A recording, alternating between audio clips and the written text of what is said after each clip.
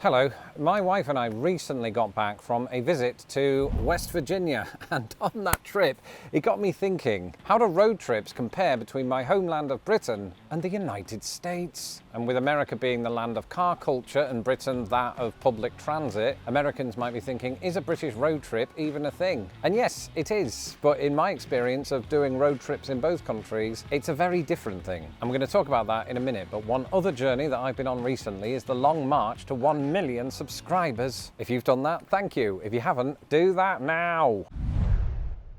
In the meantime, here are 5 ways that British and American road trips are very different.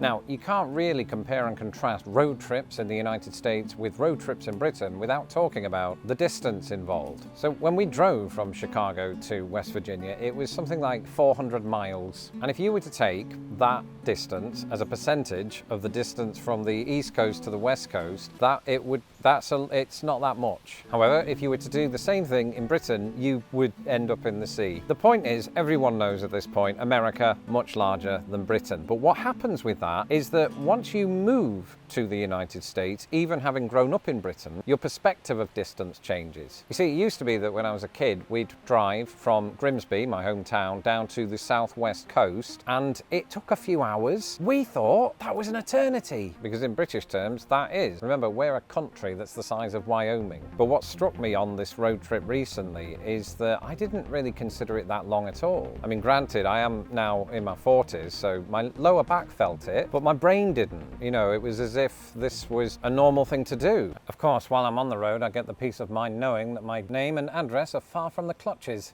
of data brokers. You've probably heard me talk about them before. Data brokers are those entities that sell your personal information to people search sites. I'm 99% sure that this is how Suburban Sue knew my age at that city council meeting about irksome millennials. And to combat this, in 2024, I used today's sponsor, Incogni. Incogni is a personal data removal tool that not only gets in touch with those data brokers, but requests they take down your data. And it works too, because Incogni has saved me more than 150 hours of chasing down these entities and has removed my details from more than 200 sites. This means that I have more time to focus on the award-losing content for which I'm known. If your personal details are showing up on people search sites, Incogni will help you remove them. In fact, they are giving my subscribers 60% off their annual plan. Head to incogni.com/lostinthepond to get your discount and to thereafter protect your data. The link is in my description below. Of course, there's one thing that I think probably helps Americans get used to the idea of driving a bit further than we might in Britain, and that's the size of our vehicles. I may have mentioned it before, but not only is the country much bigger than the United Kingdom, but so are the cars. Not for us, we have a Prius. But you will see on American roads plenty of either trucks, which is great for transporting stuff, or those minivans. Now, that's not to say that we don't have either of those two things in Britain. They're just not as widely embraced as they are here. I've experienced this. I've travelled again to West Virginia years ago in a minivan because we had multiple people coming with us, and honestly it was hell now that I think about it, because there were too many people. We'd overestimated the space. But I could see a situation in where the minivan would be great. I'd have the whole 3 back seats to myself, and then everybody else has to squeeze together in front of me, because that's just who I like my personal space. America gives me that, just not in a Prius. In Britain, we're all about smaller vehicles. I think when I was a kid, we had a Fiat Uno, tiny hatchback,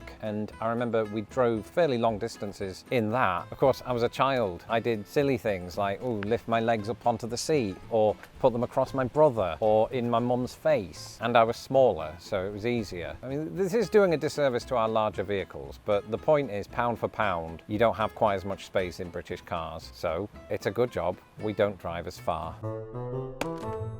But another thing that helps put into perspective the long distances that we may or may not be travelling is how we pass the time. I've noticed that it is a common feature of road tripping in either country to play a game. It's just that the game in question may well differ. Take, for example, Road Trip Bingo. Played in both countries, this is where passengers whip out a bingo card and check off the things they see. Whoever completes their card first wins. However, it's become clear that the items on a US bingo card don't always match those on a British one. And that's because the scenery and the things that occupy it differ somewhat on either side of the pond. For example, the UK's sheep population is around 7 times greater than that of the US, meaning it's literally impossible impossible to have a road trip in the UK without seeing them a lot. Then again, unless you're driving through the 4 states that have banned it, the same thing might be true in the US when it comes to billboards. I became aware of a game growing up called Spotto, and this is where you basically look out for a yellow car and then the person who sees it says Spotto. But after I moved to the US and I was driving around with my wife, she brought to my attention something I'd never heard of called Pediddle. And believe it or not, that's not something that you do at a rest stop. This is another game. You and others are on the lookout for a car whose headlight is out, and when you see that, you're supposed to say "Pediddle" and hit the roof, apparently, in order to determine who it was who said it first. And another pastime specific to the US is the license plate game. This is where passengers observe traffic for the license plates of different states, the ultimate goal being to tally up plates from all 50 states. No equivalent for this exists in the UK, where rear license plates, regardless of region, are plain old yellow. Spotto. That said, we do have a different number plate game in which we might look out for number plates containing, say, a certain letter or number. But the biggest thing that I've noticed is that Americans are far more likely to break out into song. I thought this was a trope of the films because it happens in National Lampoon's Vacation and many others, until I got into a car with my wife's family. Take me home to the place.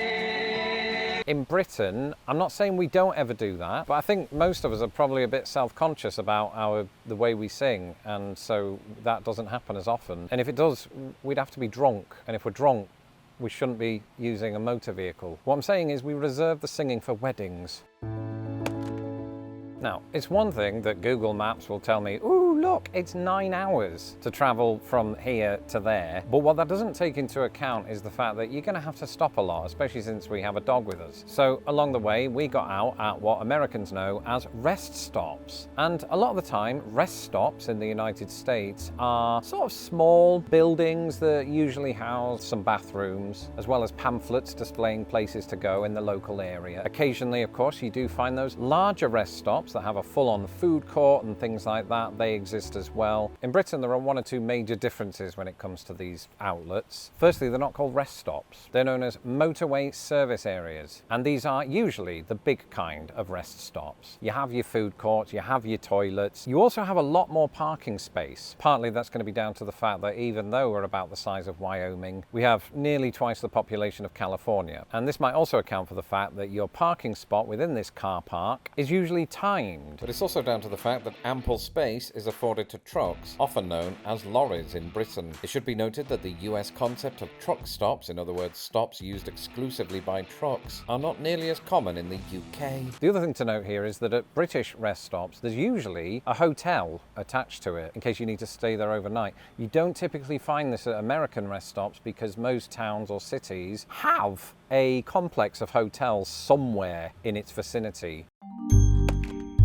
Britain also has hotels, the likes of Travelodge and Premier Inn, and I'm not going to spend this time boring you with the differences between British and American hotels because I did that in a previous video. But what I am going to say is that there's a cheaper alternative in the United States that a lot of road trippers capitalize on, and that alternative is motels. Motels did originate in the United States as a portmanteau of motor hotels, and they are bog standard, about the term I would use for every motel that I've ever stayed in. There's no swimming pool, there's no jacuzzi or hot tub or anything like that. It's basically just a room, and then you've got the manager's office. It's like in Psycho. We've all seen the Bates Motel. Most motels feel like that. I've never been murdered, as proven by the fact that I'm still doing this video, but I have felt like there's somebody in the room with me, and it's usually my wife, and everything's fine. From the British side of things, I have 2 things to say here. Firstly, because we don't travel such great distances, there might be an argument that we don't really need to stop off anywhere en route to where we're actually ending up. So a lot of the time we don't end up making that sort of overnight stay in the middle of our journey. But if we were to do it, in my experience, we used to just check into one of those Premier Inn hotels or a